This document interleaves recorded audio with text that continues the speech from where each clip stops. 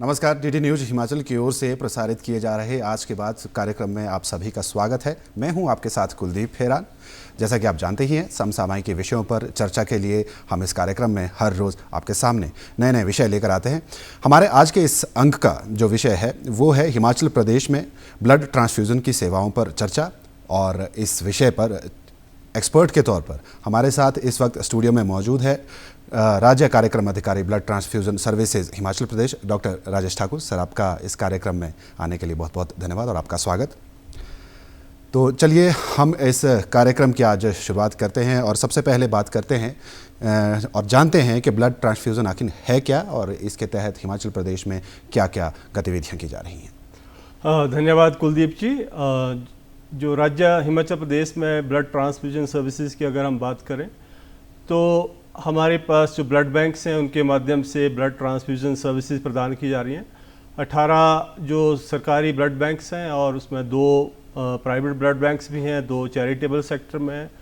एक हमारा जो रेड क्रॉस सोसाइटी है उसके द्वारा चलाया जा रहा है और इस तरह से हमारे 24 ब्लड बैंक्स पूरे प्रदेश में कार्यरत हैं। और ये जो सेफ ब्लड है वो जो पेशेंट्स होते हैं उनको प्रोवाइड किया जाता है इन ब्लड बैंक्स के माध्यम से। जी, किन किन परिस्थितियों में डॉक्टर साहब जानना चाहूँगा कि रक्त चढ़ाने की आवश्यकता किसी मरीज को पड़ती है? देखिए, जो मेजर कंडीशंस हैं जिसमें रक्त चढ़ाने की ज़रूरत पड़ती है वो है कैंसर्स हो गए और कुछ जो ब्लड जो के डिसऑर्डर्स होते हैं जैसे थैलेसीमिया है जो बचपन से ही बीमारी होती है, तो उसमें भी महीने में 2 से 4 बार रक्त चढ़ाने की ज़रूरत होती है। जैसे प्रेगनेंसी में डिलीवरी के दौरान कोई कॉम्प्लिकेशन होती है तो उस दौरान भी जिसको हम पोस्ट पार्टम या प्री पार्टम हेमरेज भी बोलते हैं, उसमें भी रक्त चढ़ाने की ज़रूरत पड़ती है। और वैसे ही कैंसर्स हैं, कैंसर में भी ज़रूरत रहती है। और एक्सीडेंट्स में इमरजेंसी की तरह जो एक्सीडेंट्स होते हैं, रोड साइड एक्सीडेंट्स हैं, उसमें भी रक्त चढ़ाने की ज़रूरत रहती है। जी डॉक्टर साहब, जब रक्तदान की हम बात कर ही रहे हैं तो रक्तदान को वैसे भी महादान कहा जाता है क्योंकि ये जीवन दान देने का काम करता है। अगर हम बात करें कि आपने एक शब्द कहा स्वैच्छिक रक्तदान, तो स्वैच्छिक रक्तदान क्या है और ये क्यों ज़रूरी है, क्यों आवश्यक है? देखिए, जो स्वैच्छिक रक्तदान है वो उसका मतलब ये है कि कोई भी इंसान अपनी इच्छा से बिना किसी प्रलोभन के, लालच के ब्लड डोनेट करता है तो उसको हम स्वैच्छिक रक्तदान कहते हैं।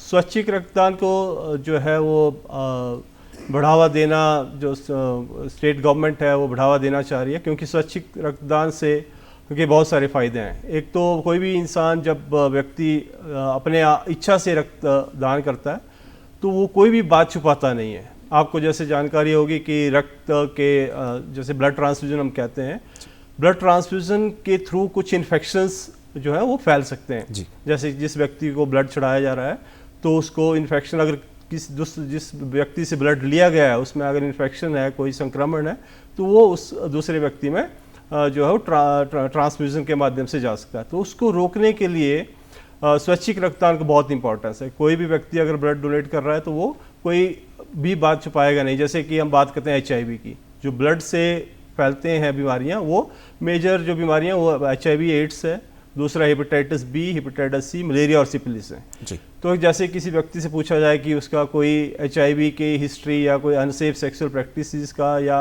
ऐसी तरह की कोई हिस्ट्री तो नहीं है, तो जो अपनी इच्छा से रक्तदान कर रहा है वो कभी छुपाएगा नहीं क्योंकि वो दूसरे व्यक्ति को जीवन दान देने के लिए आगे आ रहा है। तो स्वैच्छिक रक्तदान इसलिए इम्पॉर्टेंट है। तो इसलिए हम जैसे कि गवर्नमेंट ऑफ इंडिया और स्टेट गवर्नमेंट की भी यही पॉलिसी है कि 90% से ज़्यादा स्वैच्छिक रक्तदान से ही ब्लड इकट्ठा किया जाए और जो पेशेंट्स जिनको की ज़रूरत है उनको उपलब्ध कराया जाए जी। स्वैच्छिक रक्तदाता दिवस जो है अभी विश्व रक्तदान दिवस के रूप में मनाया गया है, तो क्या विश्व रक्तदाता दिवस का महत्व क्या है और इसके तहत पूरे प्रदेश में किस तरह की जो है गतिविधियां जो है आयोजित की गई? डॉक्टर साहब, देखिए, जो रक्तदान को बढ़ाने के लिए जैसे आपको मालूम है कि जो रक्त है वो मैन्युफैक्चर नहीं किया जाता, किसी फैक्ट्री में बना नहीं सकते। तो जब भी ज़रूरत रहती है रक्त की तो किसी डोनर के माध्यम से उसको इकट्ठा किया जाता है। तो जो वर्ल्ड डोनर डे की बात आपने की, विश्व रक्तदाता दिवस की, ये हर साल 14 जून को मनाया जाता है पूरे विश्व भर में। तो वैसे ही हमारे प्रदेश में भी इस बार 14 जून को से ये दिवस मनाया जा रहा है और इसका कैंपेन जो है अभी चल रहा है। तो इसमें बेसिकली जो थीम है, इसका जो स्लोगन है जो विश्व रक्तदाता दिवस का, वो यही है कि ज़्यादा से ज़्यादा लोग रक्तदान करें, जो प्लाज्मा है वो दान करें और दूसरों लोगों को ज़िंदगी प्रदान करें और उनकी ज़िंदगी जो जैसे कि मैंने कहा कि एक्सीडेंट्स में एक इमरजेंसी के तहत किसी की जान जा सकती है, तो जो ब्लड की ज़रूरत होती है वो उसको अगर उपलब्ध कराया जाता है तो जान बचाई जा सकती है। तो वही एक स्लोगन है विश्व रक्तदाता दिवस का।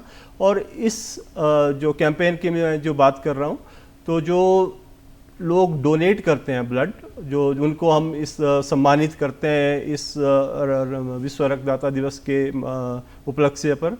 और हम ज़्यादा से ज़्यादा जो लोगों को जागरूक करते हैं कि रिपीट डोनेशन का क्या महत्व है। रिपीट डोनेशन का मेरा मतलब है कि जैसे कोई भी हेल्दी व्यक्ति, जो फिट व्यक्ति है, वो साल में 4 बार ब्लड डोनेट कर सकता है।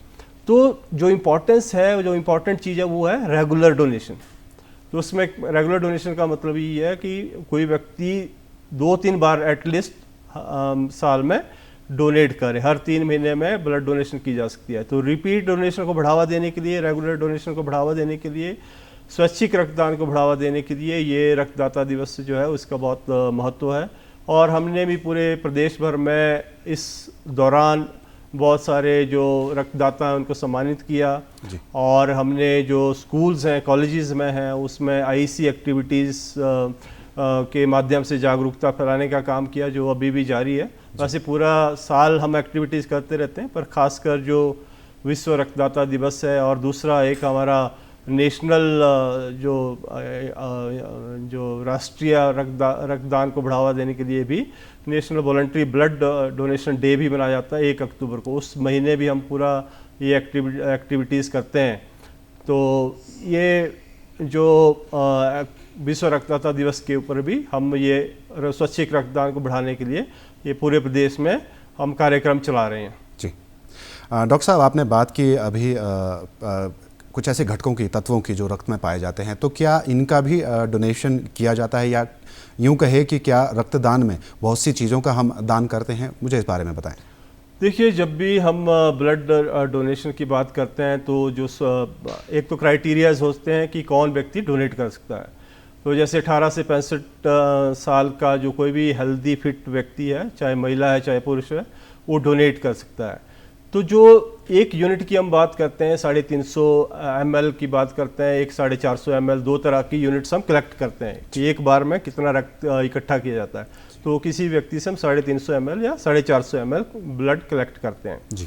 तो ये ब्लड डोनेशन कैंप्स के माध्यम से या ब्लड बैंक्स में भी कलेक्ट किया जा सकता है। तो जहाँ तक बात रही, आपने कहा कि घटक जो तत्व उससे क्या बनाए जा सकते हैं, तो 1 यूनिट जो हम 450 ml इकट्ठा करते हैं, उसमें से हम डिफरेंट कंपोनेंट्स बना सकते हैं। जैसे कि एक बीमारी होती है हीमोफीलिया, तो उसमें कुछ जो कंपोनेंट्स होते हैं ब्लड के, जिसको क्लॉटिंग फैक्टर्स हम कहते हैं, वो अलग प्लाज्मा से बनाते हैं। तो वैसे ही जो होल ब्लड होता है, एक पूरा यूनिट होता है, उससे हम प्लाज्मा बना सकते हैं, उससे हम जो आरबीसी, पैक्ड आरबीसी कहते हैं उसको, वो बना सकते हैं। तो क्रायोप्रेसिपिटेट और एक चीज़ होती है वो बना सकते हैं। तो डिफरेंट बीमारियों में डिफरेंट कंपोनेंट्स का महत्व होता है। जैसे कि कैंसर्स हैं, जैसे बर्न है, और जैसे एक्सीडेंट्स हैं, तो डिफरेंट एनीमिया है, तो उस डिफरेंट बीमारियों में, डिफरेंट कंडीशंस में डिफरेंट जो कंपोनेंट्स होते हैं उनको यूज किया जाता है। तो 1 यूनिट ब्लड से हम 3 से 4 कंपोनेंट बना सकते हैं और 3 से 4 जिंदगियां बचा सकते हैं जी। ऐसे में अब एक सवाल है कि स्वैच्छिक रक्तदान की बात कर चुके हैं, लेकिन सुरक्षित रक्त किसे कहा जाएगा? सुरक्षित रक्त की परिभाषा क्या है और ये कहाँ उपलब्ध है? देखिए, जो सुरक्षित रक्त है, जैसे मैंने कहा कि सबसे इम्पॉर्टेंट, जो आपने भी कहा शुरू में कि स्वैच्छिक रक्तदान को क्यों बढ़ावा दिया जाता है, तो मैंने कहा कि स्वैच्छिक रक्तदान का इसलिए इम्पोर्टेंस है क्योंकि वो जो रक्तदाता है वो कोई बात छुपाएगा नहीं। जो हिस्ट्री हम लेते हैं, तो सबसे पहला जो सुरक्षित रक्तदान की हम बात करें, सेफ ब्लड की, तो वो शुरू होता है डोनर से, जो रक्तदाता है। तो रक्तदाता जो है वो हेल्दी होना चाहिए, वो उसको कोई बीमारी नहीं होनी चाहिए, और वो कुछ इन्फॉर्मेशन अपनी छुपाए नहीं। तो वहाँ से फर्स्ट स्टेप ये हो गया। दूसरा बात होगी डोनेशन की। तो डोनेशन के दौरान जो ब्लड कलेक्ट किया जाता है, वो डिफरेंट उसको हम टेस्ट के माध्यम से उसको चेक करते हैं कि वो सेफ़ है कि नहीं है। जैसे मैंने कहा कि जो ब्लड से जो बीमारियां फैल सकती हैं, HIV का इन्फेक्शन हो सकता है, hepatitis B, hepatitis C, malaria और सिफिलिस, 5 तरह की जो बीमारियां हैं, उसके लिए हम ब्लड बैंक में जब जो ब्लड जाता है तो उसके लिए टेस्ट किए जाते हैं। तो 5 बीमारियों के टेस्ट नेगेटिव होने चाहिए, तभी वो ब्लड आगे फिर किसी जिस व्यक्ति को ज़रूरत है उसको वो उपलब्ध कराया जाता है। तो सेफ ब्लड जो उपलब्ध होगा वो ब्लड बैंक्स में होगा। ब्लड बैंक लाइसेंस प्राप्त होने चाहिए, चाहे वो सरकारी है चाहे वो प्राइवेट है, किसी भी सेक्टर के ब्लड बैंक्स हैं उनके पास लाइसेंस होना चाहिए। और जो टेस्ट की मैं बात कर रहा हूँ वो टेस्ट तो होते ही होते हैं, जो लाइसेंस शुदा ब्लड बैंक होते हैं, तो वहाँ पे कोई भी व्यक्ति जिसको ज़रूरत है ब्लड की, उनको वो सेफ ब्लड मुहैया कराया जाता है। जी। अगर हिमाचल के परिप्रेक्ष्य में हम बात करें, हिमाचल प्रदेश दुर्गम क्षेत्रों से भरा पूरा एक प्रदेश है, जहाँ पर दुर्गम से दुर्गम क्षेत्र हैं जहाँ पर पहुँचना मुश्किल रहता है। ऐसे में क्या जो रक्त है वो उन जगहों पर, सभी जगहों पर इस वक्त उपलब्ध है? यानी कि क्या सभी 12 के 12 ज़िलों में ये ब्लड बैंक की सुविधा जिसे आप कह रहे हैं उपलब्ध है? यदि नहीं है तो उन स्थानों पर क्या विकल्प मौजूद है? देखिए, हमारे पूरे प्रदेश में 12 ज़िले हैं, तो 12 ज़िलों में 11 ज़िलों में ब्लड बैंक्स हैं हमारे, लाहौल स्पीति को छोड़ के। तो जो वहाँ पे जैसे आपने कहा कि क्या विकल्प है, तो वो ब्लड स्टोरेज सेंटर वहाँ पे खोला गया है। ब्लड स्टोरेज सेंटर का मतलब ये है कि वहाँ पे ब्लड जो है वो कुछ यूनिट्स हर तरह के ब्लड के जो है उपलब्ध कराए जाते हैं। वो नियरेस्ट जो ब्लड बैंक है वहाँ से ट्रांसपोर्ट किए जाते हैं। तो लाहौल स्पीति को छोड़ के बाकी सभी ज़िलों में जिला स्तर पर ब्लड बैंक्स हैं। उसके बाद जो हमारा मेडिकल कॉलेजेस हैं वहाँ पे ब्लड बैंक्स हैं। सब डिस्ट्रिक्ट लेवल पे भी रामपुर, रोडू और पालमपुर में ब्लड बैंक हैं। वैसे ही कुछ प्राइवेट सेक्टर में जैसे मैंने जिक्र किया वो भी ब्लड बैंक्स प्राइवेट सेक्टर में भी 2 ब्लड बैंक हमारे यहाँ काम कर रहे हैं। तो देखा जाए तो हमारा जो भौगोलिक स्थिति के हिसाब से सब जगह ब्लड बैंक्स या ब्लड का जो स्टोरेज का इंतज़ाम किया गया है। जी। मेरा अगला सवाल है, वैसे तो आप इसका जवाब जो है चुके हैं, लेकिन इससे मैं चाहूँगा कि मेरे इस सवाल के माध्यम से हमारे तमाम उन दर्शकों को ये बात पता चले और वो समझे। मैं आपसे ये जानना चाहता हूँ कि रक्तदान कौन कर सकता है, इसका साधारण सा मापदंड क्या है? देखिए, ब्लड बैंक ब्लड जो डोनेशन है, रक्तदान जो है वो कोई भी व्यक्ति जो हेल्दी है, फिट है, वो कुछ क्राइटेरियाज हैं। जैसे पहला जो क्राइटेरिया वो एज का है, 18 से 65 साल का कोई भी व्यक्ति, महिला या पुरुष, रक्तदान कर सकते हैं जी। और उसमें दूसरा जो क्राइटेरिया है वो है वेट का, कि 45 किलोग्राम से ऊपर, 45 किलोग्राम से ऊपर वजन होना चाहिए। और तीसरा क्राइटेरिया जो है वो हीमोग्लोबिन लेवल, जो हम खून की मात्रा कहते हैं, वो 12.5 ग्राम % से हीमोग्लोबिन लेवल जो है वो अधिक होना चाहिए। और बेसिकली उसमें जो मेजर क्राइटेरिया वो यही है। बाकी जो ब्लड बैंक जब डोनेशन के दौरान ब्लड बैंक की टीम है वो हिस्ट्री लेते हैं कि उनका कोई जो हाई रिस्क बिहेवियर तो नहीं है, जिसमें कि जो मैंने 5 बीमारियां जो जिनका इन्फेक्शंस का नाम लिया उनका होने का चांस तो नहीं है। जैसे मैंने HIV की बात की, या जो हमारा सिफिलिस है, तो हाई रिस्क सेक्सुअल जो अनसेफ सेक्सुअल प्रैक्टिसेस हैं वो उसका वो हिस्ट्री लेते हैं। तो जैसे कि हाई रिस्क जो बिहेवियर वाले हम ग्रुप्स कुछ आइडेंटिफाई किए होते हैं प्रोग्राम के तहत, उनको हम अवॉइड करते हैं। और वही जो हिस्ट्री लेने का एक जो तरीका होता है वो बहुत इम्पोर्टेंट है, और उससे हम जो है वो लोगों को किसको देना चाहिए किसको नहीं देना चाहिए वो सारा उसके दौरान हम हिस्ट्री के अनुसार उस नतीजे पे पहुंचते हैं। जी, अच्छा। अगला सवाल ये है कि चलो मान लीजिए कि हमारे पास किसी रक्तदाता ने रक्तदान किया है। रक्तदान करने के बाद जब वो ब्लड का एक यूनिट हमारे स्वास्थ्य विभाग यानी कि आपके पास जब वो पहुंच चुका है, उसके बाद की जो प्रक्रिया है, यानी कि कितने दिनों तक वो जो खून है, वो जो रक्त है, कितने दिनों तक वो वैलिड है, या कब तक हम उसका इस्तेमाल दूसरे के जीवन को बचाने के लिए कर सकते हैं, उसका क्या मापदंड है? देखिए, जो ब्लड है, होल ब्लड यूनिट जिसको हम कहते हैं कि एक मैंने कहा 350 ml हम ब्लड कलेक्ट करते हैं, तो उसका जो शेल्फ लाइफ है, उसको स्टोर यूज़ जब किया जाता है वो 35 डेज है, 35 दिन तक हम उसको यूज़ कर सकते हैं। लेकिन जो अब हमने बात की कंपोनेंट्स की, जो घटक जो तत्व हैं उससे बनाए जाते हैं, उनको हम डिफरेंट जो ड्यूरेशन तक स्टोर कर सकते हैं। जैसे कि प्लाज्मा है, उसको हम 1 साल तक यूज़ करते हैं। जो क्रायो प्रेसिपिटेट हैं, उसको हम 5 साल तक भी यूज़ कर सकते हैं। जो दूसरी जो उससे आरबीसीज बनती हैं, उसको हम 45 डेज तक स्टोर कर सकते हैं। तो डिफरेंट कंपोनेंट्स का जो ड्यूरेशन है वो डिफरेंट होता है। लेकिन जो बात करें एक जनरल सेंस में, जो होल ब्लड का एक जो यूनिट है, उसको हम 35 डेज तक स्टोर कर सकते हैं। उसके बाद अगर वो यूज़ नहीं होता है तो उसको हम डिस्कार्ड कर देते हैं, उसको हम यूज़ नहीं करते हैं। जी, आपने अभी के तमाम के बारे में आपने बात की, आपने उसके बाद के जो प्रोसेस है उसको कंपोनेंट्स में बांटने के, उसकी आपने बात कही। कहीं ना कहीं ऐसा है कि लोगों में इस संदर्भ में भ्रांतियां भी है और अभी लगभग अज्ञानता भी है। कुछ लोग इसके महत्व को नहीं समझते। रक्तदान का अभी उन्हें मालूम नहीं है। जब तक उन्हें ज़रूरत नहीं पड़ती है तब तक वो जो है रक्तदान जैसी चीज़ों के लिए आगे नहीं आते हैं। तो ऐसे में जो BTS यानी कि ब्लड ट्रांसफ्यूज़न जो सर्विसेज हैं, ये इन लोगों को मैं कहूँगा कि अधिकतर युवाओं से ही हम ये युवाओं के प्रदेश में हम रहते हैं, तो युवाओं को इसमें सहभागिता निभाने के लिए किन किन कदमों को उठाया जा रहा है? क्या ऐसे कार्य हैं जिससे ये लोग जो है जागरूक होकर आगे आ रहे हैं?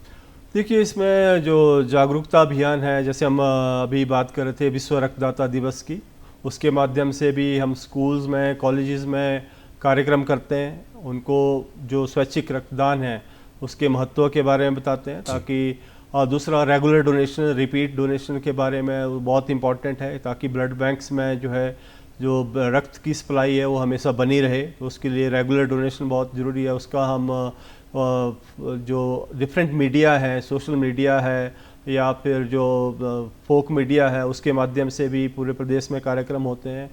जो मेजर फोकस हमारा है, जैसे आपने भी कहा कि जो युवा हैं उनको तक संदेश पहुंचाने के लिए हमारे जो रेड रिबन क्लब्स हैं स्टेट में, उनके माध्यम से रक्तदान का महत्व समझाया जाता है। रक्तदान क्यों करना चाहिए उसके बारे में बताया जाता है।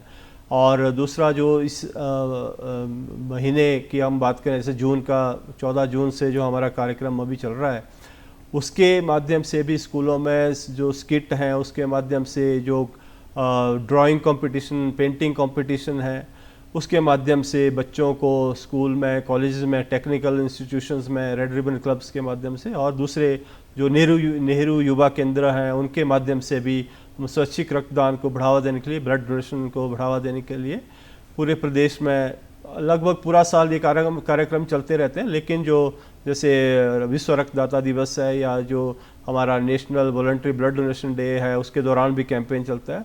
उसके दौरान ज़्यादा फोकस, ज़्यादा हम कंसर्टेड एफर्ट या उस कहिए उस दौरान ज़्यादा उस फोकस से करते हैं। बाकी पूरा साल ये एक्टिविटीज़ चलती रहती हैं। जी, वैसे अगर देखा जाए, मैं काफ़ी ऐसे लोगों को जानता हूं जो कईयों बार रक्तदान कर चुके हैं, लेकिन अधिकतर लोग ऐसे भी हैं, अगर मान लीजिए वो रक्तदान करते हैं तो शायद ये कभी रक्त की किसी भी अस्पताल में या किसी भी रोगी के लिए कमी नहीं पड़ती। लेकिन अभी भी लोगों में ये डर है कि कहीं वो अगर बार बार रक्तदान करेंगे तो कहीं उनके जीवन को कोई खतरा तो नहीं है। तो डॉक्टर साहब, आपसे अगला सवाल यही जानना चाहूँगा कि यदि मैं बार बार रक्तदान करता हूँ तो क्या इसका मेरे शरीर के ऊपर कोई बुरा असर पड़ सकता है? देखिए, ये बहुत इम्पॉर्टेंट सवाल है जो आपने पूछा है। तो ये भ्रम भ्रांतियाँ जरूर हैं लोगों के मन में कि रक्तदान करने से उनको कोई बीमारी ना हो जाए या उनको कोई खून की कमी ना हो जाए। लेकिन ये सारी भ्रम भ्रांतियाँ हैं जो बल्कि मैं तो कहूँगा कि जो अभी जो पूरे विश्व भर में जो रिसर्च होती है, जो हमारे पास जो रिसर्च से सामने आया है कि रक्तदान करने के बहुत सारे फ़ायदे हैं। जी। जैसे कि आपको मालूम है कि जो हमारा रक्त है, कोशिकाएं हैं, उनका भी कुछ लाइफ होती है। तो कुछ समय बाद वो नया खून बनेगा, नई कोशिकाएं बनेगी। तो वो अगर रक्तदान हम करेंगे तो जो बॉडी में ओवरलोड है वो कम रहेगा। और यहाँ तक देखा गया है कि कैंसर होने का जो खतरा है, जो रेगुलर डोनेट करते हैं लोग, उनमें कम होता है। दिल की बीमारी का जो खतरा है वो भी कम रहता है जो रेगुलर डोनेशन करते हैं। तो ये भी देखा गया है कि जो रेगुलर डोनेशन करते हैं उनकी आयु भी लंबी होती है। तो इसमें कोई भी खतरा नहीं है। ब्लड डोनेशन एक बहुत ही सिंपल प्रोसेस है। 24 घंटे में जो आपने ब्लड डोनेट किया होता है वो सारा वॉल्यूम जो रेप्लेनिश हो जाता है, वो बॉडी अपने आप बना लेती है। और जो रक्तदान है वो उससे एक तो आप दूसरे व्यक्ति को जीवन दान दे रहे हैं जी। और उसके साथ साथ जैसे मैंने कई इसके फ़ायदे गिनाए, वो फ़ायदे भी जो निरंतर रेगुलर ब्लड डोनेशन, जैसे मैंने कहा कि साल में 4 बार कोई भी हेल्दी व्यक्ति ब्लड डोनेट कर सकता है। तो मैं तो कहूँगा कि 4 बार नहीं कर सकते तो 2 से 3 बार जरूर रक्तदान करना चाहिए हर व्यक्ति को। और इससे हमारे ब्लड बैंक्स में हमेशा रक्त उपलब्ध रहेगा और किसी भी इमरजेंसी में और किसी भी पेशेंट को ब्लड की ज़रूरत जो है उसकी ब्लड की कमी नहीं रहेगी। जी डॉक्टर साहब, आमतौर पर हम देखते हैं कि अस्पतालों में ये कहा जाता है कि कुछ रेयर ब्लड ग्रुप्स हैं जिनकी हमेशा कमी रहती है और ज़रूरत पड़ने पर लोग यहाँ वहाँ उनके एड्रेस ढूंढते हैं, उन तक पहुँचने की कोशिश करते हैं, बहुत सारी संस्थाओं का सहारा लेते हैं ऐसे लोगों तक पहुँचने में। तो ये जो रेयर ब्लड ग्रुप्स हैं जिनके रक्त की जो है इतनी कमी है, ये कौन कौन से ब्लड ग्रुप्स हैं, एक बार इन पर भी आप हमारे श्रोताओं को, दर्शकों को बताएं। देखिए, जो बेसिकली डिफरेंट रेस जो कंट्रीज़ हैं या जो एथनिसिटीज़ हैं उनमें डिफरेंट तरह के ब्लड ग्रुप्स का कंपोजिशन पाया जाता है। जैसे हम हमारे देश की बात करें तो हमारे में जो नेगेटिव ब्लड ग्रुप्स हैं जनरली उनको हम रेयर ब्लड ग्रुप्स कहते हैं, या जिनको जो कम लोगों में पाए जाते हैं। जैसे ए नेगेटिव ब्लड ग्रुप है, बी नेगेटिव ब्लड ग्रुप है, A B negative blood groups हैं। तो वो जो है वो उनकी जो परसेंटेज है वो कम रहती है। तो जैसे कि आपने कहा ब्लड बैंक्स में नेचुरली जिस तरह का ब्लड डोनेशन पैटर्न रहेगा तो उस तरह से नेगेटिव ग्रुप्स का कम इकट्ठा होगा और पॉजिटिव का ज़्यादा रहेगा। तो जो ब्लड बैंक्स हैं वो उनके पास वो एक तरह की एक लिस्ट बना के रखते हैं कि जो नेगेटिव ब्लड ग्रुप्स के लोगों का कि कहीं इमरजेंसी में अगर ज़रूरत रहती है तो उनको कांटेक्ट किया जाता है। एनजीओस, बहुत सारी एनजीओस हमारे, क्योंकि एनजीओस के सहयोग के बिना जो ब्लड डोनेशन जो हमारा ड्राइव है जो कहें वो नहीं हो सकती है। जो लोगों की सहभागिता है उनके बगैर हम जो है ब्लड डोनेशन कैंप्स नहीं ऑर्गेनाइज कर सकते। तो जो लिस्ट है उसके माध्यम से नेगेटिव ब्लड ग्रुप्स के जो रेयर ब्लड ग्रुप्स हैं उनको हम एक ब्लड बैंक्स अपने पास लिस्ट बना के रखते हैं ताकि समय आने पर उनको कांटेक्ट किया जा सके। तो इस तरह से ये उपलब्ध जो है पेशेंट्स को कराया जाता है। जी, अगर हम रक्त से जुड़ी हुई बीमारियों की बात करें, क्योंकि बहुत सारी बीमारियां शायद ऐसी भी हैं जो केवल रक्त से जुड़ी होती है, उनमें कुछ एक मुख्य बीमारियों और उनके रोकथाम के बारे में हमारे दर्शकों तक ज़रूर जानकारी दें। देखिए, जो ब्लड ट्रांसफ्यूज़न से जो बीमारियां जो हैं वो बहुत इम्पॉर्टेंट एक फैक्टर है जो हम स्वैच्छिक रक्तदान को बढ़ावा देते हैं।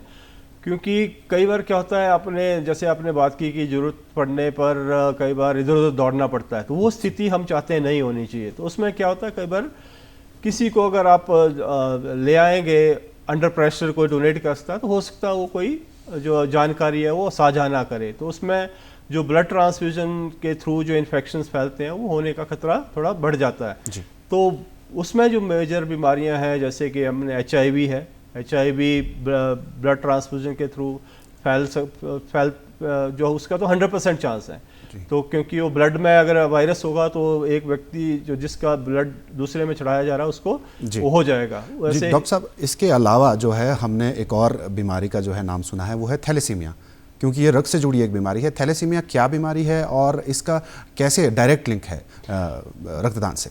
देखिए, थैलेसीमिया जो है एक जेनेटिक बीमारी है जो एक फैमिली में है तो अगर पेरेंट्स में उसका जीन है तो वो बच्चों में जा सकता है। तो ऐसे बच्चे जिनको कि थैलेसीमिया मेजर जिसको हम कहते हैं, अगर वो हो जाता है तो उनको बार बार रक्त चढ़ाने की ज़रूरत रहती है। महीने में 2 से 4 बार हर हफ्ते भी उनको ब्लड चढ़ाने की ज़रूरत रहती है। तो वो बेसिकली ये हीमोग्लोबिन की बीमारी होती है, वो ढंग से नहीं बनता है इस बीमारी में। तो ऐसे बच्चों को जो है वो थैलेसीमिया इस तरह से एक आप समझ सकते हैं कि महीने में अगर 4 बार किसी को ब्लड चढ़ाना पड़े तो उस बच्चे की क्या हालत होगी।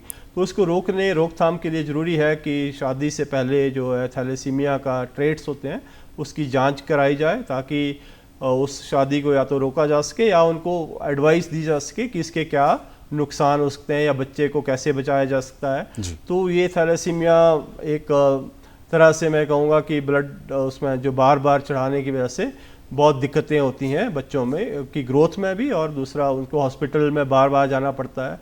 तो उसको रोकने के लिए ये है कि शादी से पहले उसका एक तरह से थैलेसीमिया के लिए जो टेस्ट किया जाए। जी, बहुत बहुत धन्यवाद डॉक्टर साहब, आपने हमारे स्टूडियो में आकर आज की बात कार्यक्रम में कि इसके माध्यम से जो है हमारे दर्शकों तक ये रोचक जानकारी जो पहुंचाई है, और हमारा स्टूडियो में आने के लिए आपका धन्यवाद। तो दर्शकों, ये था हमारा आज की बात कार्यक्रम का एपिसोड। उम्मीद करते हैं कि आपको इससे बहुत कुछ सीखने को मिला होगा और नई सी बातें आपको कुछ एक पता चली होगी। और मुझे इसी कार्यक्रम की इन्हीं पंक्तियों के साथ दीजिए इजाज़त, और मिलते हैं आपसे। और आप देखते रहिए DD न्यूज़ हिमाचल। नमस्कार।